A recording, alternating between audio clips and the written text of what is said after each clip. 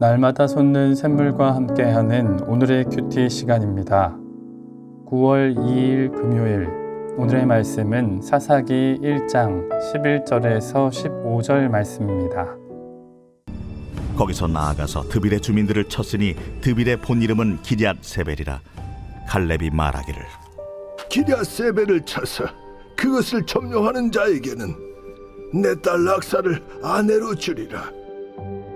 갈렙의 아우 그나스의 아들인 온니엘이 그것을 점령하였으므로 갈렙이 그의 딸 악사를 그에게 아내로 주었더라.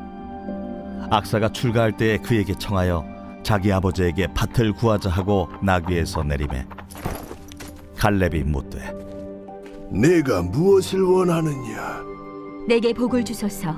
아버지께서 나를 남방으로 보내시니 샘물도 내게 주소서. 하매 갈렙이 윗샘과 아랫샘을 그에게 주었더라. 새로운 아침입니다. 여호와 이레, 하나님은 미리 준비하시는 분이십니다. 그리스도인에겐 중요한 가치가 여러 가지 있습니다.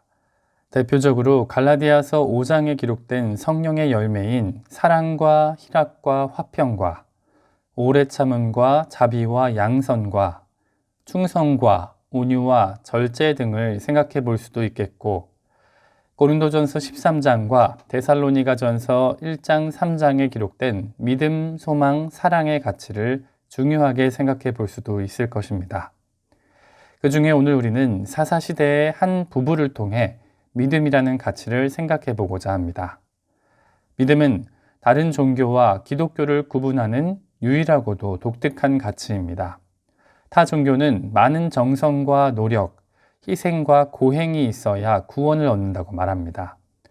하지만 예수께서는 내 믿음이 너를 구원하였다고 말씀하셨고, 바울 역시 너희는 그 은혜에 의하여 믿음으로 말미암아 구원을 받았으니 이것은 너희에게서 난 것이 아니요 하나님의 선물이라고 기록합니다. 오늘 저와 여러분은 하나님께서 믿음을 선물로 주셨기에 이 새벽 주님 앞에 예배와 기도의 자리로 나오신 줄 믿습니다. 오늘 본문 가운데에도 그런 믿음으로 약속된 복을 받아 누린 한 부부의 이야기가 나옵니다. 말씀을 통해 하나님께서 허락하신 믿음으로 약속된 복을 누리는 저와 여러분이 되시기를 간절히 소망합니다.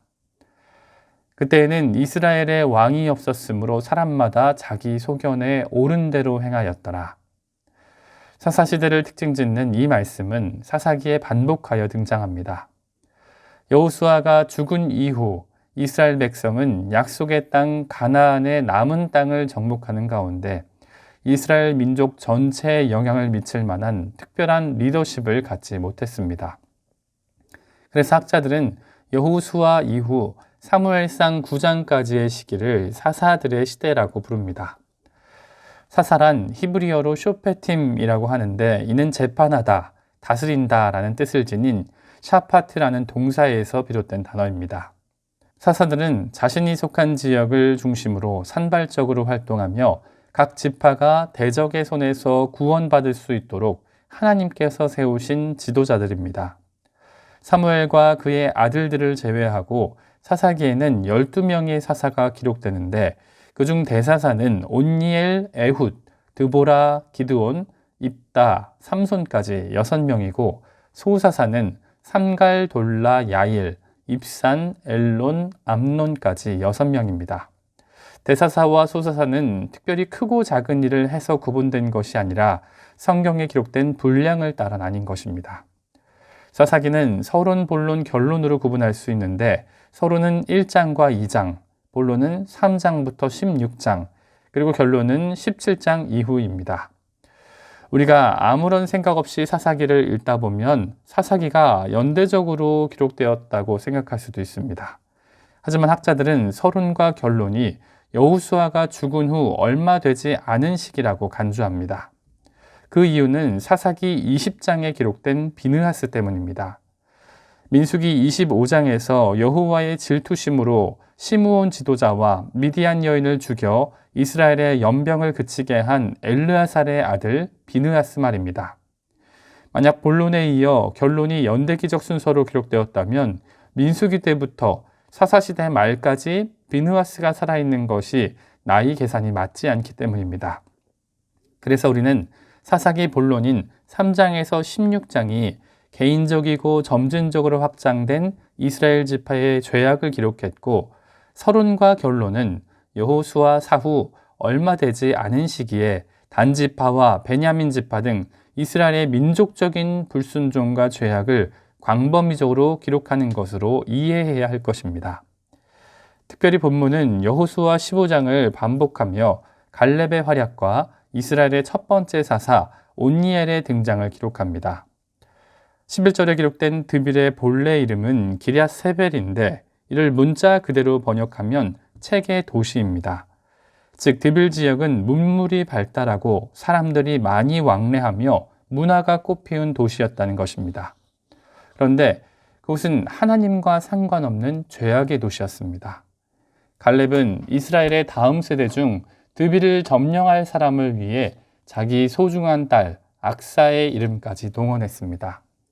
고대 시대의 전쟁의 승자에게 자기 딸을 준다는 표현은 단순히 여자를 무시하거나 물건처럼 취급하는 것 같이 보이기도 하지만, 사실 자신의 사랑하는 딸을 가장 강하고 능력 있는 지도자와 결혼시킴으로 가문을 유지하고 후손을 안정적으로 자라게 하려는 의미도 있었습니다.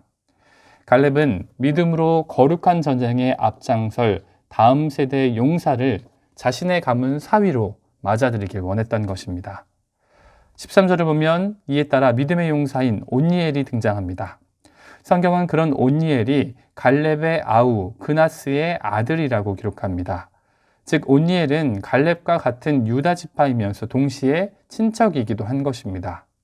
아마도 갈렙은 어릴 때부터 용맹스럽고 하나님의 약속을 굳게 의지하는 온니엘의 모습을 지켜봐왔을지 모릅니다.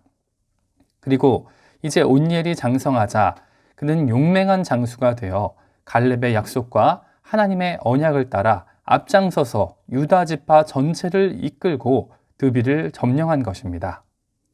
하나님의 복된 약속과 갈렙의 권면을 믿음으로 수납하며 온니엘은 갈렙의 딸 악사를 아내로 맞이하고 후에도 이스라엘의 첫 번째 사사가 된 것입니다. 온니엘에 대한 더 많은 내용은 사사기 본론이 시작하는 3장에서 더욱 자세히 다루게 됩니다. 성경은 온니엘에 이어 그의 아내 악사 이야기를 합니다. 성경에 평면적으로 등장하는 많은 여성 인물들과 달리 악사는 능동적으로 자신의 아버지께 구하여 응답받는 입체적 인물로 그려집니다.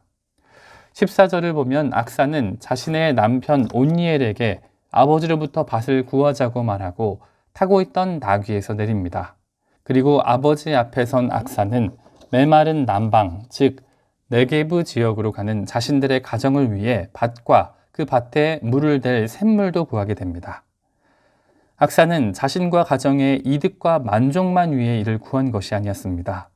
그녀는 거친 광야와 같은 유다 남방 지역에서 샘물과 밭을 안전하게 상속받아 주변 이웃과 불필요한 마찰을 줄이고 안전하게 하나님께서 기뻐하시는 가정과 가문으로 살아가길 기대한 것입니다. 악사는 자신을 향한 아버지의 사랑을 알았고 자신을 위해 더 좋은 것을 예비하신 아버지의 은혜를 알았기에 믿음으로 아버지께 간구한 것입니다. 오늘 말씀을 마무리합니다. 오늘 우리는 1장부터 2장까지 이어지는 사사기 서론 말씀 중 갈렙과 온니엘 그리고 악사의 이야기를 살펴보았습니다. 사사기 1장은 유다와 이스라엘의 교묘한 불순종을 기록하고 있는데 그 가운데 믿음으로 약속의 땅을 취한 부부가 기록되어 있었습니다. 그 부부는 바로 그나스의 아들 온니엘과 갈렙의 딸 악사였습니다. 온니엘은 하나님의 언약과 갈렙의 약속을 따라 믿음으로 드빌을 취하였고 악사는 아버지의 사랑과 은혜를 따라 믿음으로 밭과 샘물을 구했습니다.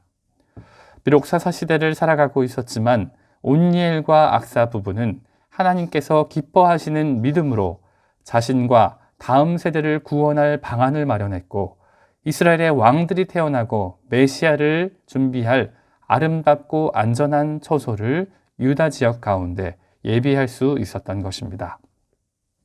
오늘 저와 여러분은 무엇을 간구하며 이 새벽에 주님 앞에 나오셨습니까? 그리고 우리는 지금 그것을 어떤 마음과 자세로 간구하고 있습니까?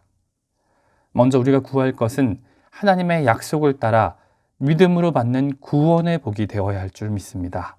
그리고 우리의 가정과 자녀와 부모와 우리의 공동체가 아버지 앞에서 누릴 생명의 복일 줄 믿습니다. 또 나아가 이 땅을 사는 동안 하나님께서 기뻐하시고 하나님께서 우리에게 약속하신 모든 복을 간구하며 이 새벽 우리가 주님 앞에 나아가야 할 줄 믿습니다. 우리가 기도하는 궁극적인 목적이 하나님께 있다면 그 약속을 성취하시는 분 역시 하나님이신 줄 믿습니다. 이 새벽 너희가 내 안에 거하고 내 말이 너희 안에 거하면 무엇이든지 원하는 대로 구하라 그리하면 이루리라 말씀하신 예수님의 약속을 붙잡고 온니엘처럼 악사처럼 믿음으로 간구하여 약속된 복을 받아 누리는 저와 여러분이 되시길 예수님의 이름으로 간절히 소망합니다. 함께 주님 가르쳐 주신 기도로 말씀을 마무리하고 개인적인 기도 제목과 자신이 속한 공동체를 위해서 또 한국 교회와 세계 열방을 위해서 기도하길 원합니다. 하늘에 계신 우리 아버지, 아버지의 이름을 거룩하게 하시며 아버지의 나라가 오게 하시며 아버지의 뜻이 하늘에서와 같이 땅에서도 이루어지게 하소서. 오늘 우리에게 일용할 양식을 주시고 우리가 우리에게 잘못한 사람을 용서하여 준 것 같이 우리 죄를 용서하여 주시고 우리를 시험에 빠지지 않게 하시고 악에서 구하소서. 나라와 권능과 영광이 영원히 아버지의 것입니다. 아멘.